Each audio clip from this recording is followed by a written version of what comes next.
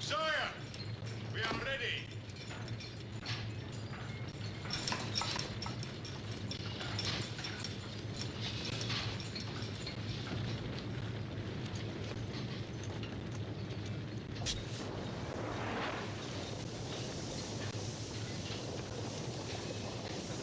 That's the last cannon for now, Peter Alexeyevich. The ore is finished. At least all the ships are armed. But I need field artillery. You will have to wait. I can't wait. We'll be fighting the Swedes on land long before we fight them at sea. There is plenty of iron in the Ural Mountains, Peter Alexeyevich. Then get it. We simply cannot mine it fast enough. I said get it. It has to be done. God will provide. Even if you sent the entire army into the Urals, they couldn't mine it fast enough. Why are we discussing this at all? Why are you still dressed like that? Everyone is to wear European dress. I'm not everyone. I'm your son. All the more reason for you to obey. You can't force people. This is not England. My orders will be fulfilled, not discussed. Now, I would like the next person who speaks to be the one who knows where we can get the metal from for our cannon.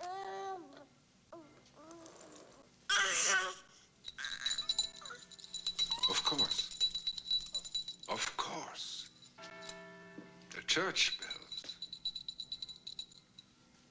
There are thousands of tons of refined metal already above the ground. Melted down, enough for 5 armies. That's sacrilege. Stealing from the church? What use will the church bells be if there are no churches? If Russia is to survive, then the church must make its contribution along with everyone else. If God wants Russia to survive without robbing the churches, he will provide the means. He has provided the means. In me and his bells. The cost and descent will be immense. There's no precedent. Icons were pawned to infidels to drive the Polish armies out of Russia. It's the same thing now. But those were times of extremity. So are these. Russia was attacked then. This war against Sweden is of your own making, Father. Are you prepared to answer before God for all the blood you shed?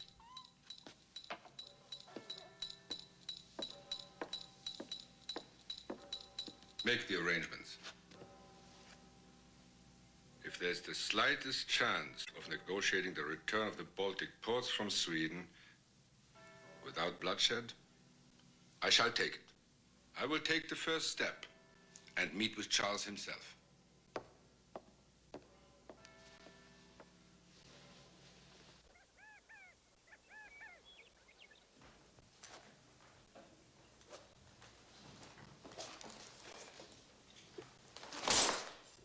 Very good, sire.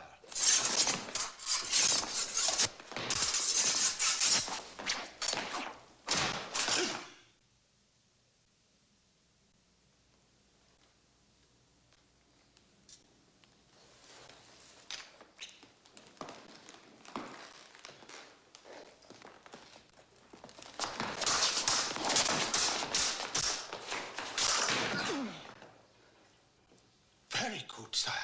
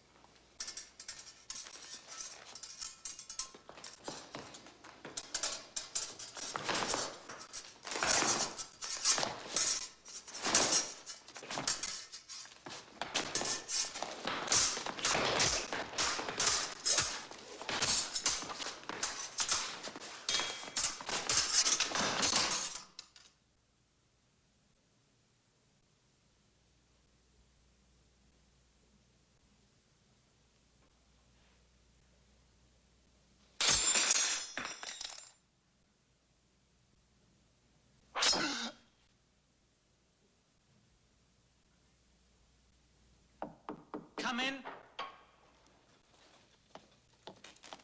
Sire, Tsar Peter asks to meet you alone on neutral ground.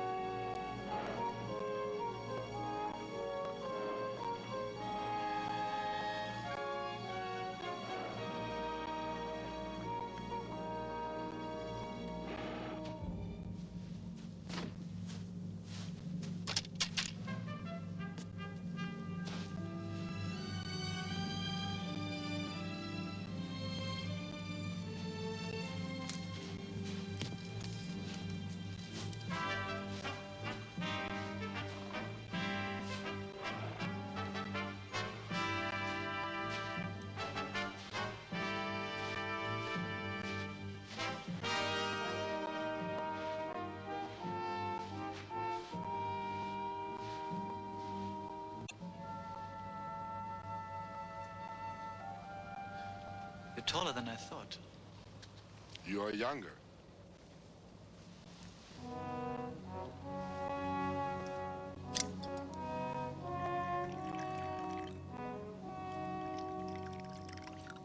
To Sweden. To Russia.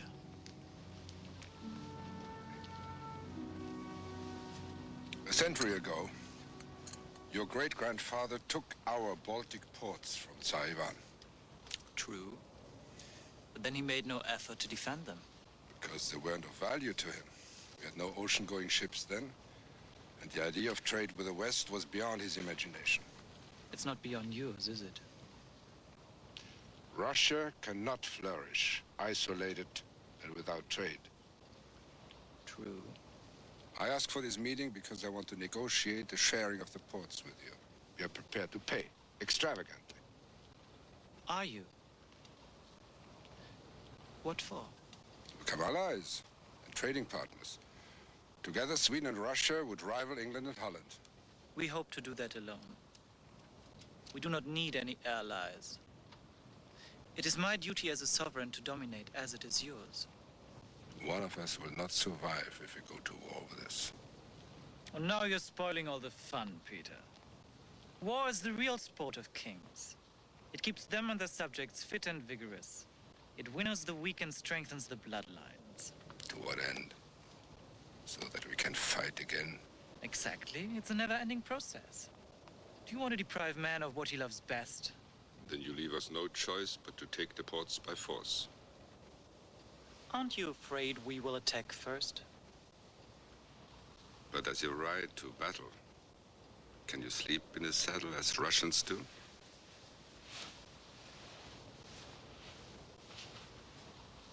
I will build a port on these marshes. And it will be called St. Petersburg.